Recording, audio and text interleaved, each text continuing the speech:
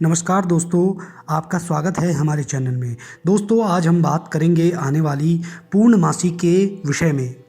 दोस्तों, नए साल 2019 के पहले हफ्ते में ही इस बार सूर्य ग्रहण हुआ था और अभी महीना खत्म भी नहीं हुआ कि पूर्ण चंद्र ग्रहण पड़ने जा रहा है।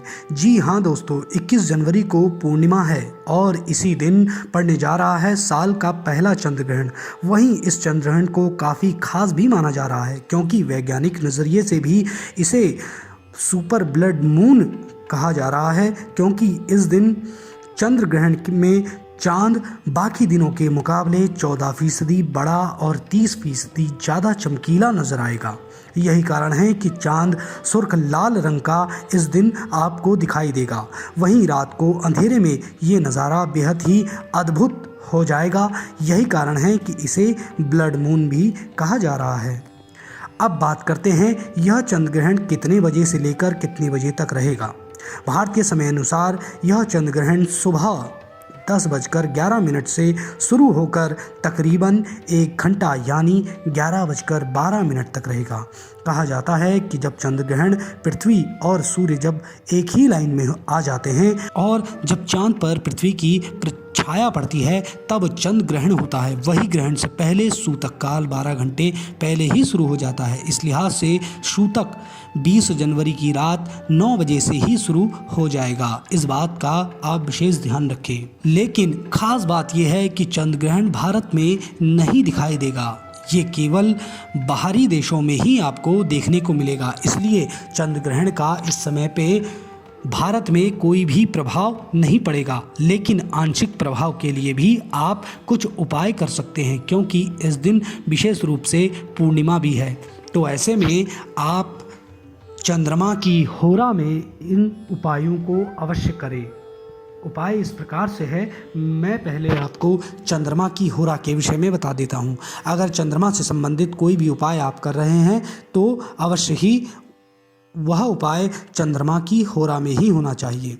तो चंद्रमा की होरा 21 जनवरी को सायंकालीन में 8:05 से लेकर 9:12 तक रहेगी। इसी समय आपको यह दिव्य उपाय करना है। तो उपाय इस प्रकार है कि आपको इस दिन सायंकालीन में आटे में दूध मिलाकर आपको गूंथना है। आटे को आपको दूध मिलाकर गूंथना है और उसमें कुछ सफ़ेद तिल डालकर ही आपको गूंथना है।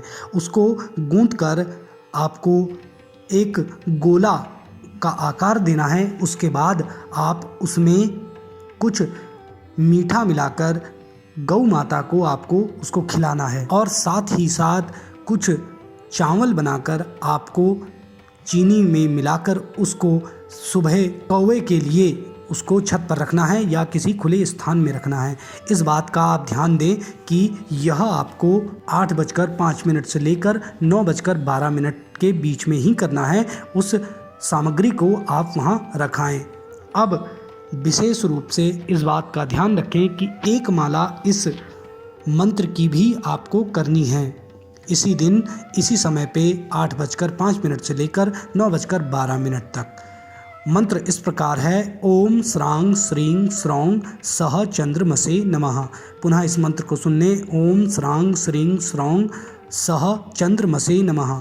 अब इस मंत्र की एक माला जाप करने के बाद आप अपने पूजा स्थान में चंद्रमा और भगवान शिव के नाम से एक घी का दीपक अवश्य जलाएं और उनसे अपनी मनोकामना उसी समय पे कह डालें।